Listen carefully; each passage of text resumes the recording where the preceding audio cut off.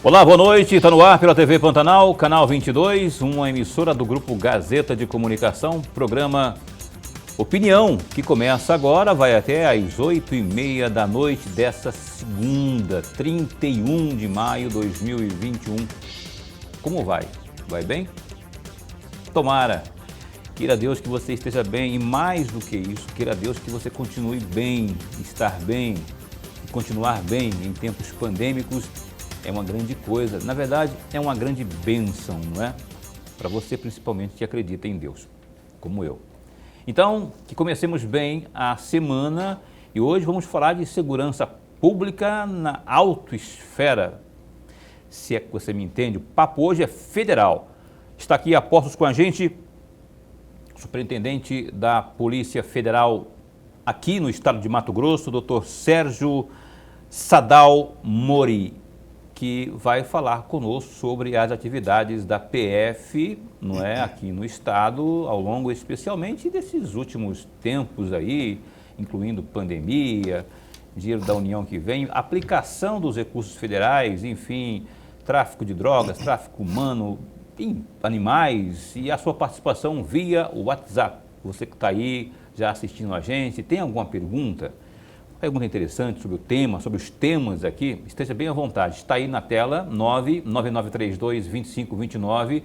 Interaja conosco, porque aqui quem manda no programa é você, telespectador, que nos acompanha há mais de um ano aqui no programa Opinião, que tem, além desse que vos fala, Lourenberg Alves, meu chapa, meu parceiro. Muito bom começar mais uma semana na sua companhia. Eu digo mesmo, meu amigo Paulo Coelho, boa noite. E boa noite ao nosso amigo telespectador, a razão maior do nosso programa. Então, a propósito, eu quero mandar um abraço também a você que nos assiste pela internet, pela página no Facebook da TV Pantanal, não é? E também pelo www.gazetadigital.com.br. Doutor Sérgio, muito bom. Eu visitei o doutor Sérgio na semana que passou, lá na sede da PF, muito bem recebido por sinal. Conversamos ali, proseamos por um bom tempo, uns 40 minutos. E ele me falando aí, o jeitão dele de trabalhar, esteve aí, né, em outros estados, esteve aqui antes, aí saiu um pouquinho, voltou.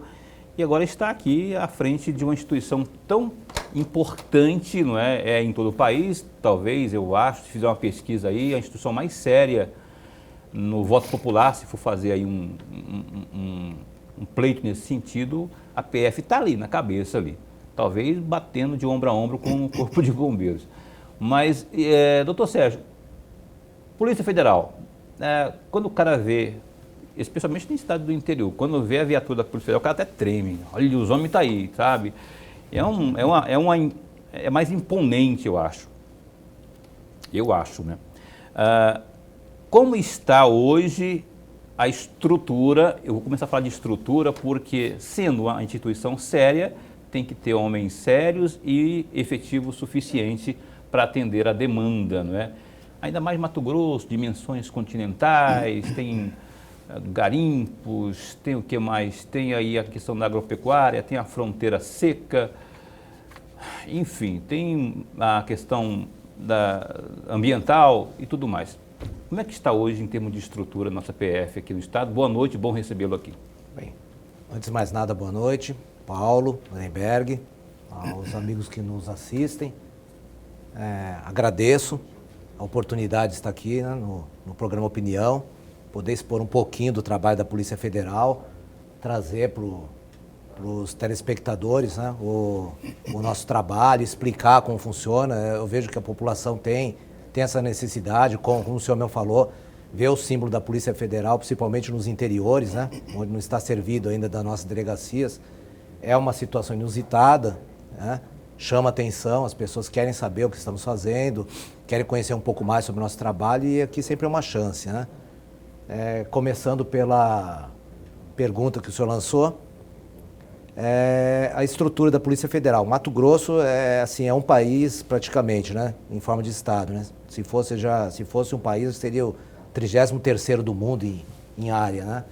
Então era de se esperar que houvesse uma dificuldade natural para cobrir todo o território. Nós temos no momento aqui 5 unidades, né? a superintendência, que é o órgão central do Estado, aqui em Cuiabá, e mais 4 delegacias, sendo Sinop, Barra do Garças, Rondonópolis e Cáceres.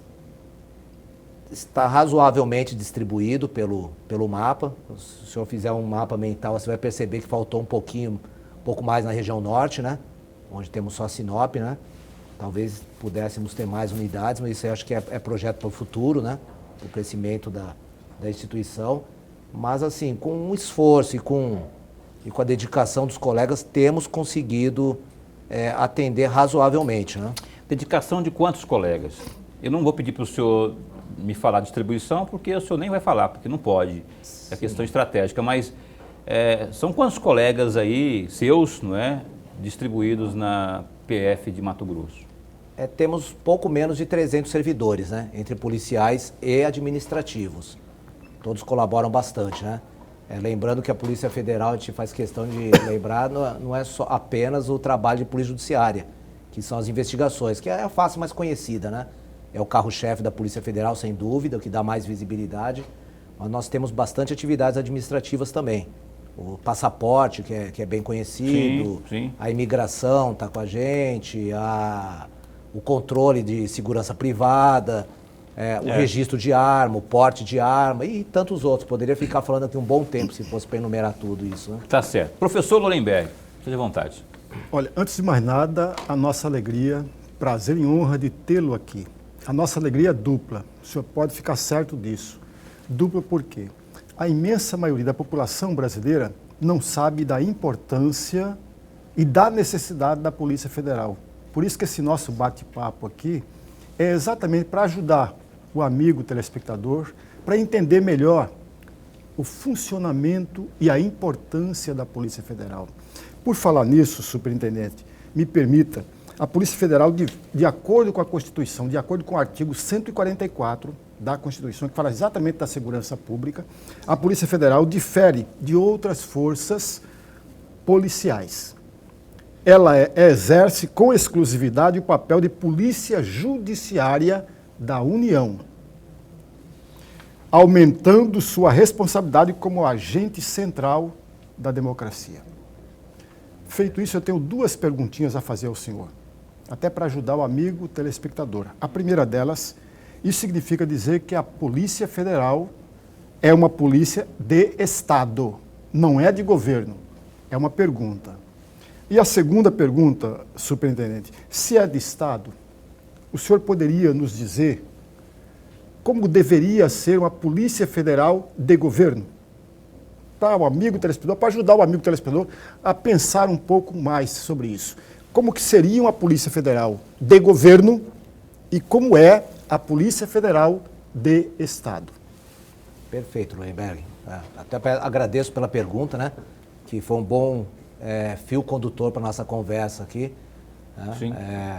Esclarecer, né? Sim, principalmente isso. Quando se fala em polícia judiciária, estão querendo dizer polícia investigativa da União, né?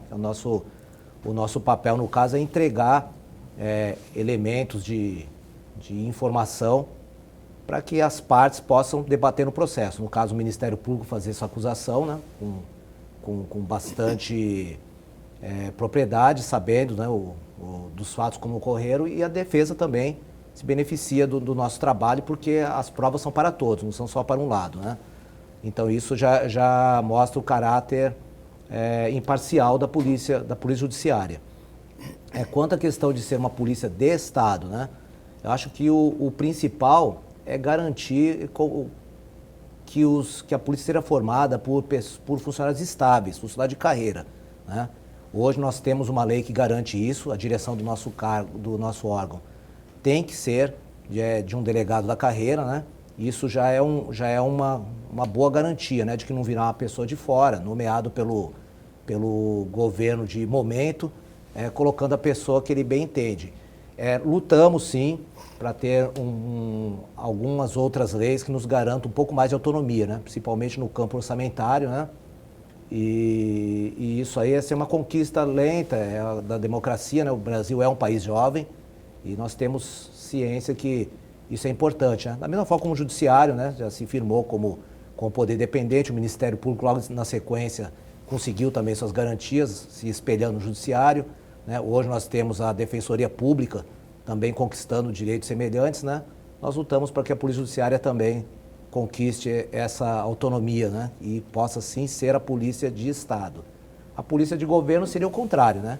Seria aquela polícia onde o governante de ocasião teria chance de trocar todos os membros da direção de um determinado órgão, removê-los, rebaixá-los, né, a seu bel prazer, conforme atendesse a interesses, isso. E poderia agir com perseguição política também, né? Com certeza. É a preservação do serviço público, né, da institucionalidade dos órgãos, isso é muito importante, né? Não só a Polícia Federal, né? Acho que para todos os... Isso não acontece, doutor? Isso não ocorre de forma direta ou indireta? Acaba acontecendo porque existe a independência da Polícia Federal, a gente sabe que tanto que é uma instituição séria. Mas quando você tem na Constituição e quando tem na lei que a última palavra é do Presidente da República, por circunstância, não pode haver uma interferência ali ao ponto de mudar o curso da história e tornar aí sim uma polícia de Estado? Bom, Paulo... De governo, aliás, de governo? Sim, sim. Olha, é difícil a gente prever o futuro, né? A gente tem que lutar com o que temos hoje, com a nossa Constituição, com nossas leis, né? Para garantir realmente uma isenção do órgão, né? Eu entrei na polícia já no período democrático, né? Eu comecei no ano de 2003. A polícia, a essa altura, já estava bem estruturada, graças à resistência das pessoas que me antecederam, né? A firmeza de conduta, de caráter dos nossos antecessores, conseguiram transformar a polícia num órgão bastante isento, né? E de lá para cá, sim, eu não presenciei nenhum momento onde eu pudesse dizer que a Polícia Federal estava, vamos dizer assim, vamos colocar entre aspas, dominada, né? Por algum pensamento A ou B, ideológico ou partidário, né? Mas assim, o preço da democracia, da liberdade é eterna vigilância, né? Temos que estar sempre atentos. Que né? balanço que o senhor faz das atividades? Daqui a pouquinho eu vou entrar no mérito da questão da pandemia propriamente, mas que balanço o senhor faz aí dos trabalhos da PF aqui no Estado, especialmente nesse último período da sua gestão, em termos de resultado propriamente? Aí eu estou falando de tudo, apreensão de drogas, prisões, tráfico dos mais variados, enfim. Qual é, em termos quantitativos, se eu tiver algum número? Se não tiver, só pode falar en passant, para a gente só entender mais ou menos a dimensão do trabalho de vocês. Sim. Bom, o Estado do Mato Grosso tem algumas vocações aí, né? Principalmente ligada à questão da fronteira, né? Nós temos aqui, estamos muito próximo de um país tido como um dos locais propícios para a produção da cocaína, né? Que é uma droga de grande valor, e isso naturalmente faz com que o Estado do Mato Grosso seja um corredor de entrada. Desde que eu comecei no mês de setembro de 2020, né, se vão 8 meses, são cerca de 9,5 toneladas de cocaína, né?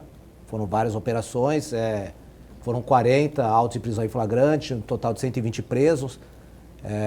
Lógico, não todos os presos foram presos em flagrante, teve vários casos de mandados aí judiciais, né? A quantidade de maconha foi menor, foi cerca de 2,5 toneladas, né? O que mostra que realmente aqui a vocação do Estado em matéria de tráfico é essa, né? É um tipo de atividade, assim, necessária de ser feita, né? É bom que se diga isso, né? Porque o tráfico nós sabemos que é uma atividade muito lucrativa, e nós temos visto em vários lugares aí do mundo que onde o narcotráfico consegue se organizar mais, se filtrar no Estado, dá trabalho depois para tirar, por vezes não consegue mais, ele domina mesmo as instituições, né, por meio da corrupção. Então, na verdade, quando você está combatendo o tráfico, você está combatendo também a corrupção e outros crimes, né, correlatos. Nós temos também aqui uma incidência grande de crimes ambientais. Eu vou abrir aqui uma frente para falar, assim, especialmente da mineração, né, porque a mineração acaba, na maior parte das vezes, chegando até nós, da Polícia Federal, porque são 2 crimes que se cometem ao mesmo tempo, né? O ambiental e a questão do minério. Exatamente, né? E como todos os minérios são bens da União, acaba que quando uma pessoa usurpa, né, pega um bem da União sem autorização da Agência Nacional de Mineração, ela está cometendo um crime federal. Então esses crimes acabam chegando a nós, a Polícia Federal. Temos feito trabalhos, tem várias frentes pelo Estado, né? Os senhores devem ter acompanhado aí, Nova Lacerda, Ponta Lacerda, Aripuanã e tantos outros, né? São vários, o Estado é rico em minérios, né? E assim, nós temos nos valido muito da tecnologia, né? Porque é pulverizado, é grande, é difícil chegar, né? Uma operação dessa é cara, né? Nós precisamos deslocar muitos homens, por vezes são locais só acessíveis de barco ou de aeronave, ou seja, a operação fica cara, para tirar os equipamentos dos infratores local é difícil, por isso que muitas vezes se vê explodindo ou pondo fogo nas instalações, né? A ordem judicial justamente vem nesse sentido, porque sabe que é impossível tirar de lá, né? Ô, Lorenberg, cabe mais um aí, se ela for demorada, a gente deixa para o próximo bloco, então, né? vamos deixar para o próximo bloco. Vamos deixar. Para esgotar então este bloco ainda, eu quero perguntar para o senhor o seguinte, o senhor falou aí da questão de minério, e eu queria que o senhor deixasse claro o seguinte, a gente falou no começo aqui, mas quando chega uma viatura da Polícia Federal no interior, o pessoal até estremece. Por favor, passe um recado aqui para o nosso telespectador, em que situação o cidadão pode e deve acessar a PF. Porque se você chega lá na minha cidade, eu sou leigo de tudo, né? Eu confio na Polícia Federal, eu sei que é PF, está escrito bem grandão lá, Polícia Federal, e eu quero fazer uma denúncia. Só que eu quero que prenda o prefeito, o governador ou o deputado aqui da minha região, que eu sei que ele está fazendo isso, eu imagino, eu tenho essa informação, que ele está fazendo isso ou aquilo outro. Mas aí você pode estar entrando numa competência que não é da PF, não é? Então, que orientação que o senhor passa para as pessoas, até que elas possam acessar a Polícia Federal por meio do telefone e tal, esse crime aqui é federal. Eu queria muito que vocês investigassem. Sim. O cidadão deve procurar a delegacia mais próxima, se possível. Se for possível fazer uma visita presencial, é sempre melhor, porque daí o próprio plantonista tem condições de tirar mais informações, fazer perguntas que às vezes a pessoa pensa que não é relevante para a investigação, mas que pode nos ajudar, né? Esse seria um modo preferencial. Mas também podemos anunciar aqui nosso telefone, de repente. Por favor, né? eu gostaria que o senhor fizesse isso. Eu vou dizer o da capital aqui, né?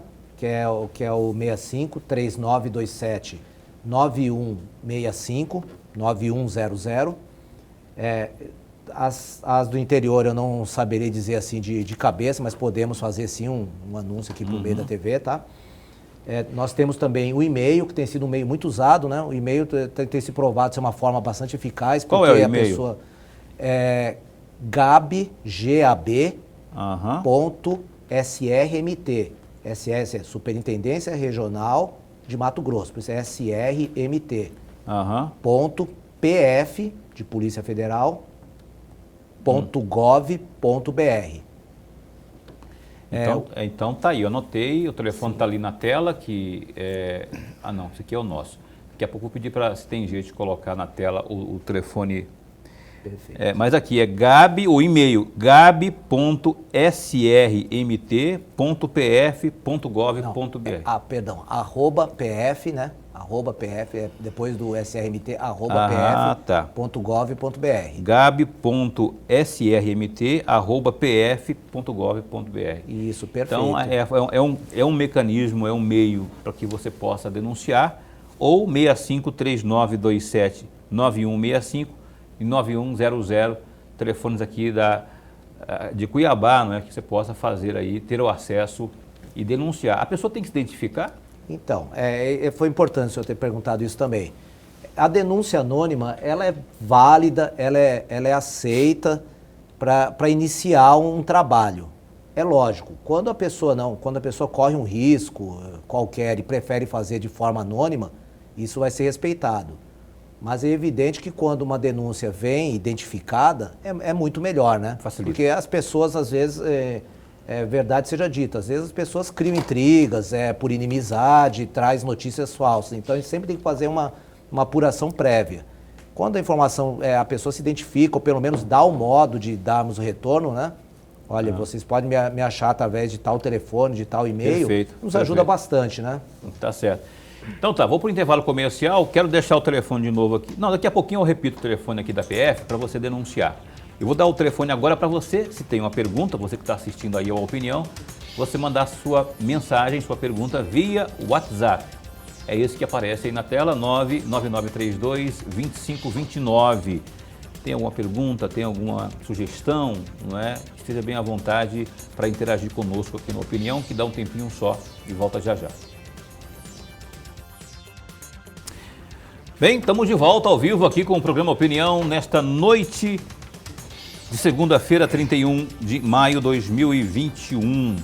Eu estou aqui, nós estamos recebendo aqui nesta noite aqui o Dr. Sérgio Sadal Mori, que é o superintendente da Polícia Federal aqui no estado de Mato Grosso. Antes de seguir aqui com a entrevista, eu vou destacar os principais fatos que estão em forma de notícia no www.gazetadigital.com.br. Acompanhe conosco. Com 95% de UTIs lotadas, 43 pessoas morrem em 24 horas.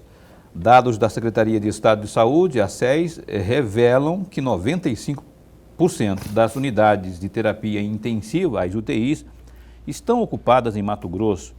Em meio ao alto índice de uso dos leitos médicos, o Estado notificou 43 mortes pela Covid-19 nas últimas 24 horas, como aponta o boletim emitido pela pasta nesta segunda-feira, dia 31. Conforme a Secretaria, Mato Grosso passou a contabilizar mais de 407.500 contágios pela doença, dos quais, em 10.900 ocorrências, as vítimas não resistiram à doença. Do montante de contágios registrados, em mais de 382.800 casos, as pessoas infectadas já se recuperaram da Covid-19. Porém, outras 12.000 seguem em isolamento domiciliar, enquanto 1.670 estão internadas. Além da alta taxa de ocupação de UTIs, 44% das enfermarias também estão em uso.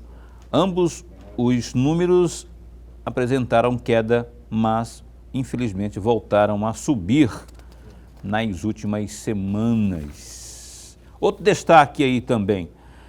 Cuiabá passa a ter alerta pelo WhatsApp sobre agendamento da vacina. Uma notícia muito importante essa, hein? A Prefeitura de Cuiabá passa a oferecer um novo serviço para quem realiza o pré-cadastro no site vacinacuiabá.mt.gov.br. Agora, o sistema de agendamento enviará uma mensagem de WhatsApp automática ou um e-mail para a pessoa informando que ela já está agendada para ir tomar sua vacina. A mensagem padrão contém o nome completo do usuário e também a seguinte frase, abre aspas, prezado, o nome da pessoa, não é? O nome completo. Sua agenda o tipo da dose está confirmada para o dia tal, não é? O horário e também no local, né? Informa no local tal. Compareça com seu documento de identificação, comprovante de endereço e também o QR Code impresso no horário indicado, evitando assim aglomerações. A iniciativa é excelente essa. Estou esperando o meu celular BIPAC para eu vacinar aí como jornalista, viu? Até agora só a Caroline que vacinou, eu não vacinei ainda não. O destaque também aí no Gazeta Digital, ó, com escalada na ocupação de UTIs, secretária quer barreira em aeroporto. A Prefeitura de Cuiabá registrou aumento na taxa de ocupação de unidades de terapia intensiva, as UTIs, e por conta disso, a secretária municipal de saúde, Ozenira Félix, acionará o Estado e também o Executivo de Várzea Grande para que haja a implantação de barreira sanitária no aeroporto Marechal Rondon.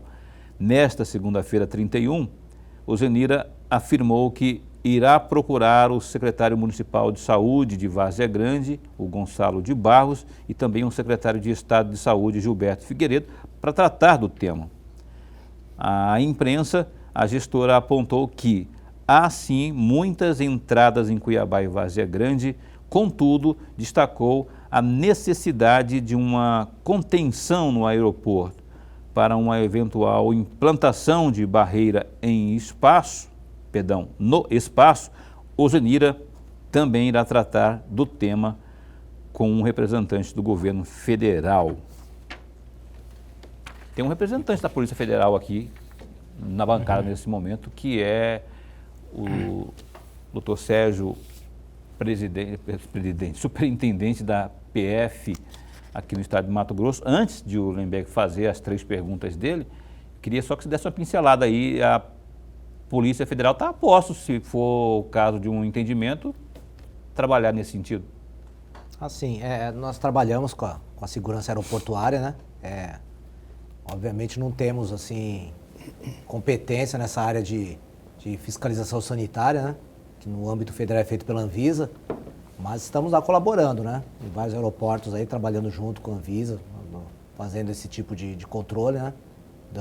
Dando o apoio necessário para ajudar a segurança dos passageiros e da população em geral, né?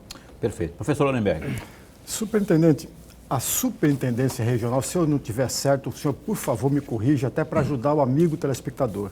A superintendência regional da Polícia Federal, ela tem como missão planejamento, direção, coordenação, controle e execução das atividades institucionais nos estados.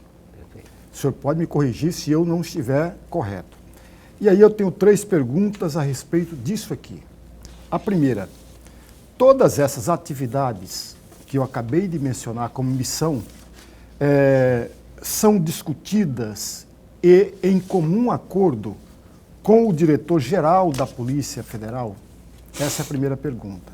A segunda pergunta, se são, delegado e superintendente, então toda e qualquer investigação realizada passa pelo crivo do diretor-geral, que hoje é o delegado-geral Paulo Maiorino, né? Sim. Ou não? Essa é a segunda pergunta. E a terceira, se são do conhecimento e da própria manifestação do diretor-geral, como fica o sigilo?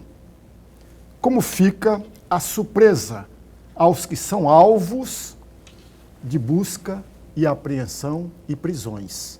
Eu fiquei sabendo que a cúpula da Polícia Federal, não necessariamente o diretor-geral, a cúpula fica sabendo ou o momento anterior à busca e à operação ou no momento da operação. Está correto ou não está correto? Perfeito. Vamos por etapa, então. Né? Por partes. Sim. De fato, a Polícia Federal é um órgão hierarquizado, né? Existe a estrutura dele é uma estrutura piramidal, né? Começando pelo diretor-geral e se espalhando aí pelas delegacias. A parte do que mais interessa, assim, que o senhor chamou a atenção aí foi em relação ao sigilo das investigações, né? Uhum. Eu vou dizer o caminho que as investigações percorrem, né? Quando chega aqui, por exemplo, na capital, por esse e-mail, vamos dar um exemplo, chegou através desse e-mail. Esse e-mail vai passar lá pelo gabinete superintendente, né? Que por sua vez distribui para entrega em mãos do corregedor, que analisa principalmente se é mesmo um caso federal ou não, né? Uhum. A função dele é essa, né, principal. Ver se estamos diante de um crime federal, se tem elementos mínimos, né? Porque às vezes chegam algumas coisas que não são crimes, né? São notícias assim, diversas que não dá nem para se qualificar como uma notícia crime. Visto que se trata de um crime federal, ele distribui para uma das autoridades. Encerra-se ali a que podemos dizer assim, a ingerência, né? Se é que podemos usar essa palavra da administração regional, né? A partir dali, a responsabilidade é do delegado que recebeu a notícia crime juntamente com a equipe que trabalha junto com ele. O desenrolar das coisas. A maior parte dos inquéritos, ele chega ao final decidindo ou chegando à conclusão se houve ou não houve o crime, quem foi o autor, ele vai colocar isso no relatório, vai indiciar a pessoa que ele acha que foi o autor do crime, para isso não precisa de licença de ninguém, né? Ele simplesmente manda uma informação para um setor nosso que lança lá na folha do indivíduo, né? E isso segue para o Ministério Público sem passar pelas mãos seja da corregedoria, seja do superintendente, né? Não tem mais ingerência. As operações maiores, né? Caso ele veja a necessidade de fazer uma intervenção maior, pedir vários mandados, ou seja, ele e a equipe dele sozinho não vai dar conta de fazer o cumprimento dos mandados. Nesse caso, ele pede o apoio do superintendente para que nós possamos até demandar outros estados, às vezes, né?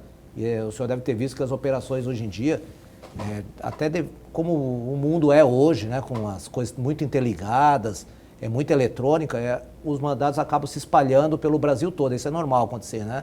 O sujeito pede 10 mandados de busca, metade já são fora de Mato Grosso, né? Uhum. Isso é muito comum, então precisa do nosso apoio. Então nessa hora a gente precisa saber o mínimo, né? Mas não há exatamente uma ingerência. Só para o senhor ter uma ideia, as notícias que chegam, por exemplo, no interior, nas delegacias do interior, nós nem sequer sabemos que elas existem, né? O superintendente não tem o menor conhecimento, né? Muito menos o diretor-geral. Muito menos o diretor-geral. A gente não sabe exatamente qual é o conteúdo Tem conteúdos estatísticos, né? Uhum. Tem hoje que eles chamam, né, de BIOS, de inteligência, né? Que são ferramentas que mostram por área. Olha, tem tantos inquéritos da área fazendária, tanto da área ambiental, tantos de tráfico. Isso a gente consegue acompanhar por uma estatística, mas não necessariamente saber o conteúdo, a menos que o colega de lá venha nos pedir apoio, né? Olha, preciso do seu apoio aqui porque tá mais difícil, preciso de alguns recursos extras, né? Aí dá perdoe a minha interferência, mas só para ajudar o amigo que está escutando. Aí está a autonomia do delegado no caso, é isso? No caso, exatamente. Ele é responsável pela investigação dele, tanto que quem vai assinar o relatório final é ele, né? Entendi. Doutor Sérgio, o período é pandêmico, é grave, do ponto de vista sanitário, e aí tem aquela coisa, né, que eu até citei na chamada e falei também na abertura aqui, o dinheiro que vem da União, dinheiro federal. Tem até uma discussão na CPI lá, para falar da legitimidade de se investigar essa questão do dinheiro que vem para os municípios e também para os estados. Se tem dinheiro federal e se transforma em denúncia e se é crime, a Polícia Federal automaticamente está ali para fazer o trabalho dela, não é? Como está essa situação no estado de Mato Grosso, visto que os municípios receberam recursos federais, visto que o estado recebeu recursos federais? Houve situações pontuais lá em Rondonópolis, em um e outro lugar aí, um me disse aqui. Eu gostaria que o senhor ficasse bem à vontade para falar disso, evidentemente, sem comprometer aí o trabalho que vocês estão executando, mas tem dado trabalho essa pandemia aí para a PF? Sim. É uma ótima pergunta, viu, Paulo? Obrigado. Porque, de fato, assim, é um período de exceção, né? Foi um período que regras foram flexibilizadas para que os estados e municípios pudessem fazer frente, né? O próprio governo federal pudesse fazer frente à pandemia, né? Mas uma regra que a gente tem é a seguinte, né? O período pode ser de exceção, algumas regras sim, mas a atuação da polícia tem que ser sempre pautada pelos mesmos princípios, né? Você não pode rasgar princípios porque estamos vivendo um período mais complicado, né? Então, a atuação nossa não mudou nesse sentido. Em volume, sim, tem chegado realmente bastante notícia, tem chegado alguma coisa, né?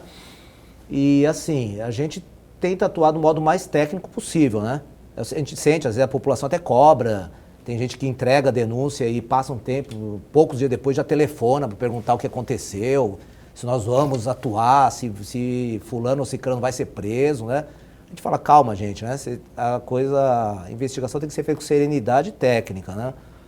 Nós normalmente fazemos consulta principalmente ao DENASUS, né? Que é que é a auditoria, né, do SUS, né, que é quem faz o acompanhamento dessas verbas, porque são questões muito técnicas, né, de aplicação de o cruzamento, né? Faz cruzamento de informação. Envolve saúde, compras, que assim, não é do conhecimento, assim, vamos dizer assim, das pessoas leigas, né, do assunto, né? Então, a própria população, lógico, ela quer ajudar, né? Ela sente que o momento tá difícil, quer dar aquele empurrãozinho para ver se ajuda a coisa a funcionar, e eu entendo isso, né? Só tem que ter aquela paciência e manter aquela serenidade de fazer as coisas bem feitas, né? Porque, assim, é preciso não esquecer certos princípios, como o contraditório, a busca da verdade real, né? Não se deixar levar pelo momento. Eu acho que muita coisa ainda vai aparecer com o tempo, né? Com a maturação dessas investigações aí. Eu acho que ele falou aí, tá me cheirando coisa nova que tá vindo por aí, hein, professor? Eu acho. Quando um delegado federal fala eu acho, quando um superintendente fala eu acho, é um volume grande que está tendo aí. Eu não vou ser invasivo não, mas eu vou ter que perguntar para o senhor. Chega a impressionar o volume grande de denúncias por conta do dinheiro da Covid aqui no estado? Não, eu acho que está dentro do volume esperado, vamos dizer assim, né? Toda vez que tem qualquer movimentação diferente na sociedade, é lógico, né? Qualquer coisa que envolva o uso de verbas, sempre surgem as denúncias, né? Isso é meio que natural, né? Pois é, né? Cuiabá tem alguma coisa? Não, vou perguntar. Olha só, a gente vai para o intervalo comercial e volta já, porque estamos conversando aqui com o superintendente da Polícia Federal de Mato Grosso, aqui no Opinião, o Sérgio Rodal, né? E tem Mori também, não é Moro, é Mori. Continua conosco, a gente volta já, um instante só. Ok, tá tudo bem aí, Nuremberg? Tá tossindo? Tá tudo Eu tô certo, ótimo. né? Tá tranquilo. Coffee aí me preocupa, rapaz, porque nunca o coffee me preocupou tanto como agora. Eu desejo que você se cuide também, você que está aí nos assistindo, né? Evite aglomeração, evite sair sem necessidade, preserve a você e também a saúde de quem você tanto ama, que está aí na sua casa, de repente você vai ali inadvertidamente, acaba, né, tocando em alguma coisa, levando isso para casa e aí está feita né, você sabe o que eu quis falar. E vamos então a um recado importante que eu falo sempre aqui no programa Opinião. Solidariedade. Projeto Mãos Solidárias. Você pode contribuir com milhares de famílias carentes afetadas diretamente pela pandemia e convivem diariamente com a dor da fome. Estenda as mãos a quem tem fome, não tem emprego e renda e precisa de um pouco de esperança. Contribua. O pouco para você pode ser muito na mesa de quem não tem nada. Doe alimentos não perecíveis na sede do Grupo Gazeta, na rua Professora Tereza Lobo, número 30, Consil, ou nas lojas Moda Verão. Projeto Mãos Solidárias, faça a sua parte e estenda as mãos a quem tem fome. Uma campanha para tocar o seu coração. Informações 3612-6190, 3612-6507, prefixo 65, tá? Apoio Águia Sul Transporte e Lojas Moda Verão, uma iniciativa do Grupo Gazeta de Comunicação. Agora é você estender suas mãos e abrir seu coração para ajudar alguém que realmente está precisando nessa pandemia aí. É desemprego, é gente doente. Então, vamos lá usar a nossa solidariedade para que possamos ajudar as pessoas. O doutor Sérgio Rodal Mori é o superintendente da PF aqui no estado de Mato Grosso, está aqui conosco nesta noite. Vou pedir para a produção, jogar umas imagens aí, acho que tem algumas operações que houve, eu recebi essa da própria assessoria da Polícia Federal aqui. Essa aí foi uma operação, né, doutor? Me fala aí, Sim. Foi em Cáceres isso aí? O que foi isso aí? Sim, foi na região de Cáceres, região de Nova Lacerda, né? Mais propriamente na terra indígena de Sararé. É uma daquelas situações que eu comentei antes, né? Uhum. A dificuldade de acesso, né? Como dá para ver aí, teve uma participação aí importante do Exército, que nos ajudou a ter acesso ao local, né? Caso contrário, não teríamos embarcações para chegar até lá, né? E não teve outro meio a não ser conseguir uma ordem judicial para destruir todos os equipamentos, né? O crime aí era mineração. Mineração. Mineração à beira de um rio, né? Isso foi quando? 2019? Tudo. Não, as investigações começaram em 2019, já desde 2019 tem sido feitas ações, mas essa foi feita esse ano, essa especificamente da imagem, né? Na verdade, assim, esse é um dos problemas do garimpo, né? Você reprime, consegue parar por um tempo, mas acaba que os garimpeiros muitas vezes voltam ao local, né? Entendi. E tem também aí, Caroline, o Boca, aquela imagem do cachorrinho, rapaz. A Polícia Federal lança muito mão disso, né? Dos animais, especialmente o cachorro, para farejar drogas, não é? E tem uma imagem aí, eu não sei se está no ponto. Se tiver, eu queria que colocasse aí. Essa é a imagem do cachorrinho, que é engraçadinho, mas olha a eficiência que tem. Esse caso aí foi curioso, Paulo, porque o cachorro, na verdade, é do alvo, do investigado, né? Ah, é? É o cachorro, é o cachorro da família tipo do assim, traficante. Ó, cuida, o cachorro traficante. Cuida aí, não deixa ninguém mostrar, não. Aí eu fui na hora que os homens chegaram lá e eu achei que era da PF. A PF não ia ter um cachorrinho desse tamanho também, né? Olha, esse cachorrinho eu gostaria que tivesse, viu? Porque realmente ele mostrou ser bem esperto, né? Cagueta, né? Esse é cagueta aí. Acho que ele queria brincar com os policiais, né? X9, esse cachorro aí, olha o que ele fez com o dono. Conquistaram o cachorro aí com um pouquinho de carinho aí, ele quis brincar com o pessoal e entregou onde estava a droga.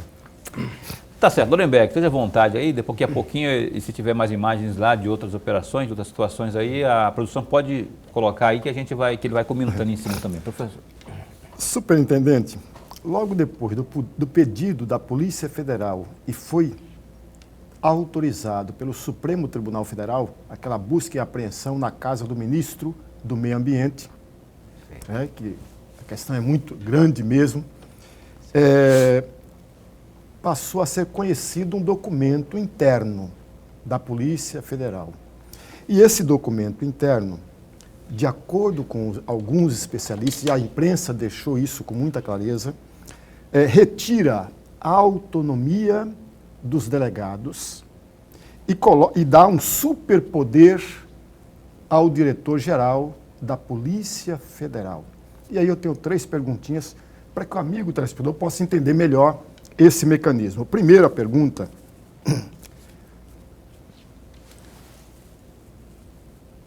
o senhor também é da opinião que essa reestruturação da Polícia Federal pode retirar a autonomia dos delegados?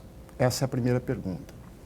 Até porque o senhor falava numa resposta anterior que o delegado tem toda a autonomia e o senhor, como superintendente, sequer sabe determinadas investigações, a menos que peça ao senhor ajuda, né?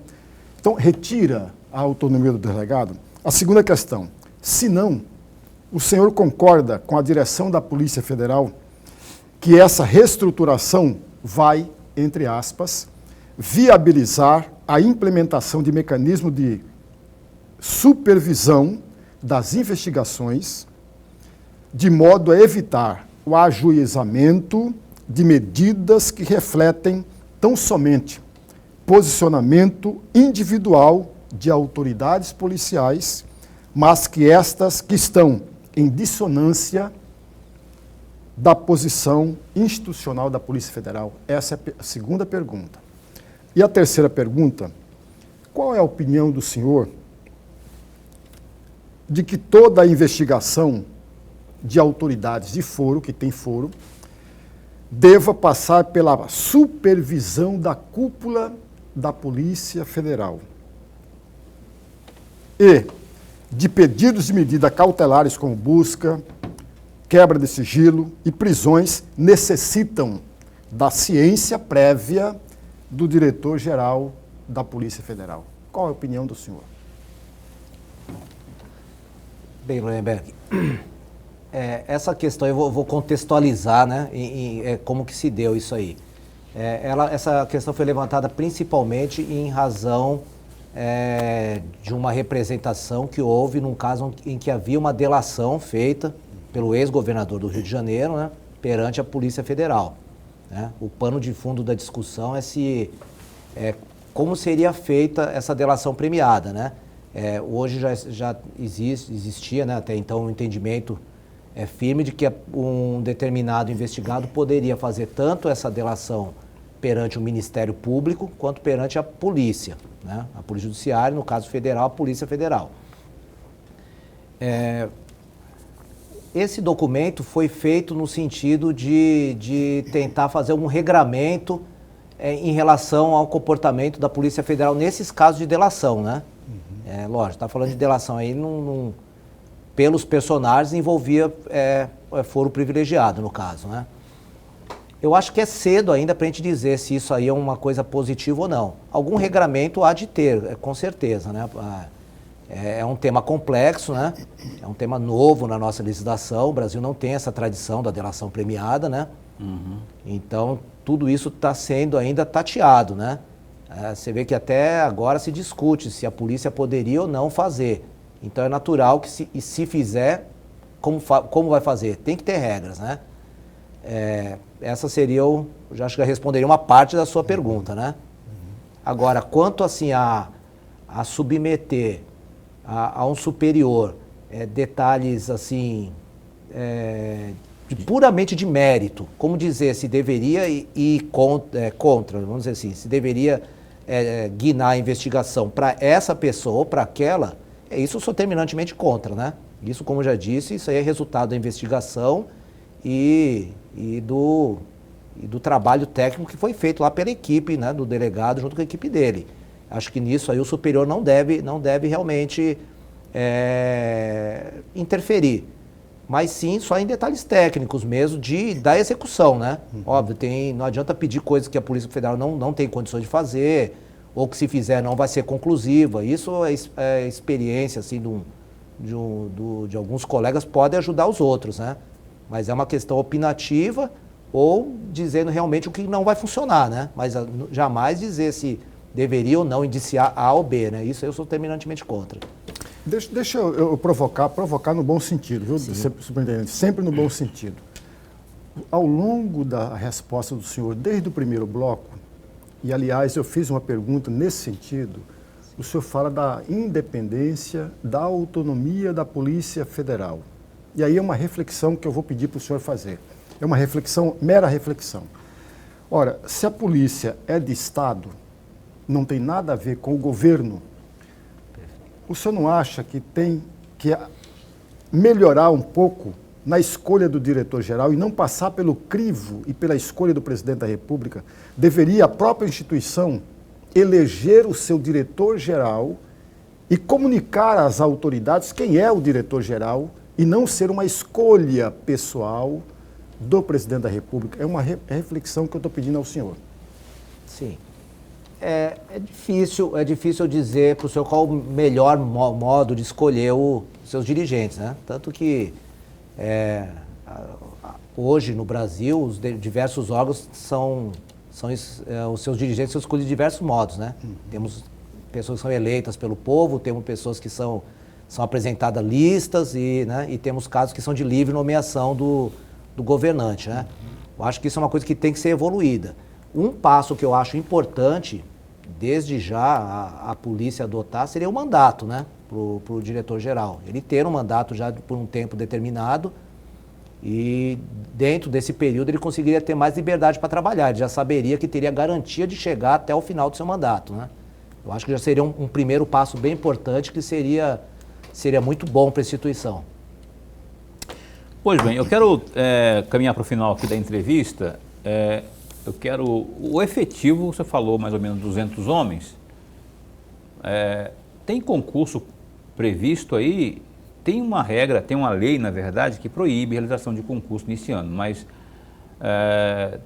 tem a corporação, enfim, o Ministério da Justiça e Segurança Pública tem no seu horizonte aí essa meta? Como que está esse tipo de planejamento dentro da nossa...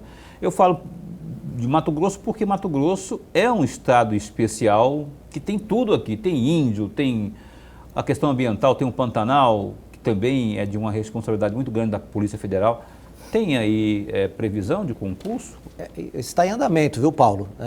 Há 2 semanas houve aí a primeira fase do nosso concurso, né, para incluir mais 1.500 policiais. Foi feita a primeira fase. Trocar ou policiais novos? Policiais novos. Concurso viriam agregar, aberto, então. que viriam agregar para o Brasil todo, na verdade, né? Mas é uma quantidade grande, né? Perto do efetivo total da Polícia Federal.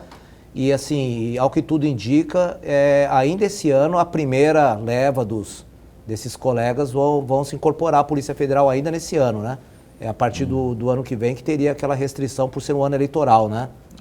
Não, porque tem uma lei também, do ano passado, eu não lembro o número dela, Lorenberg, que proibia a realização de concurso, né? Proíbe, é lei federal, inclusive agora.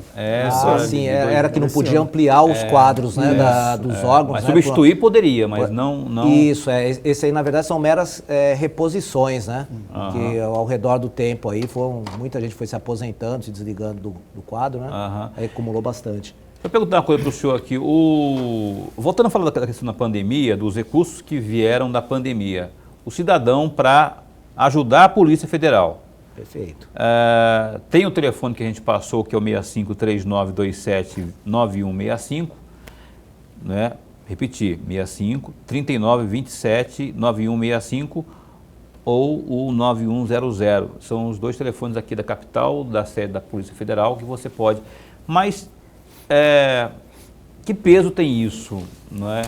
Falávamos no intervalo aqui que a pessoa pode... Hoje, na eleição, o cara pega um flagrante no celular, filma, tira foto e tal e manda. Isso tem peso na denúncia? Muito, muito peso. Ajuda bastante, né? Principalmente aí, hoje a tecnologia ajuda, né? As pessoas têm câmera o tempo todo à mão, que é o celular, tem as câmeras do comércio, das casas, né? Isso pode ajudar sim muito, né? E é muito bem-vindo, né?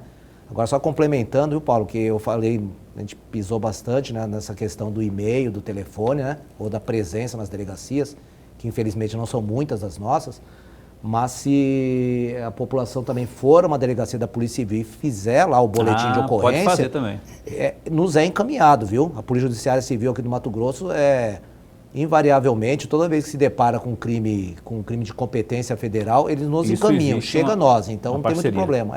Isso está bem tranquilo, né, nesse relacionamento. E minha última pergunta é o seguinte, só vou repetir aqui, ó, o e-mail gab, né, .srmt@pf.gov.br para você encaminhar também via e-mail. Questão ambiental, a última pergunta. Questão ambiental. Pantanal pegando fogo, a Amazônia em chamas, não sei o que mais, e denúncias e mais denúncias. A PF está ali o tempo todo trabalhando ali, não é? Qual que é o papel dela e como que você está vendo essa questão toda aí, essa dimensão do que tem a ver? Aliás, deu uma reduzida, né, na comparação deste ano para o ano anterior. Mas e a PF, como é que está nessa questão ambiental aí? Sim, é uma das nossas grandes preocupações, né? Especialmente aqui no Mato Grosso, que nós temos muitas terras indígenas que são terras da União, unidades de conservação federais também, são várias, né? São da nossa atribuição os crimes ocorridos ali. E nós agora adquirimos uma ferramenta chamada Planet, né? Foi bastante noticiado isso na imprensa, né? É uma ferramenta de alta tecnologia, envolvendo vários satélites, né? Que consegue dar para a gente uma precisão muito grande. Então, o grande problema do crime ambiental era a prova, né?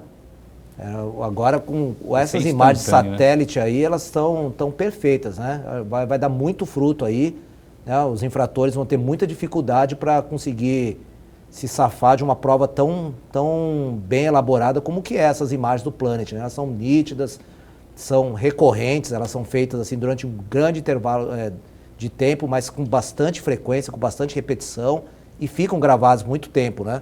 Então, se o qualidade boa, inclusive, né? Qualidade boa. Então não adianta o sujeito alegar que já estava desmatado antes de determinado ano, que isso aí, antes dele comprar a terra, que não cola, né? Não tem mais não.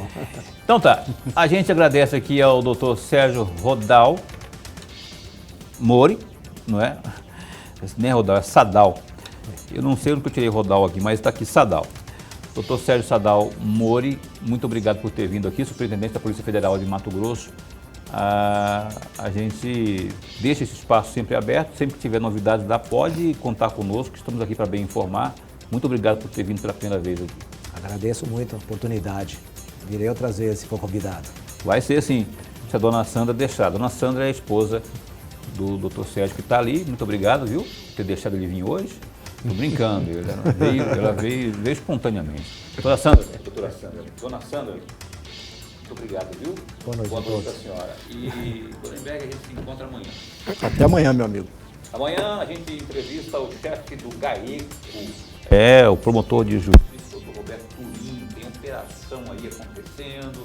Tem novidades do GAECO. Acompanhe ao vivo às 7h30 da noite.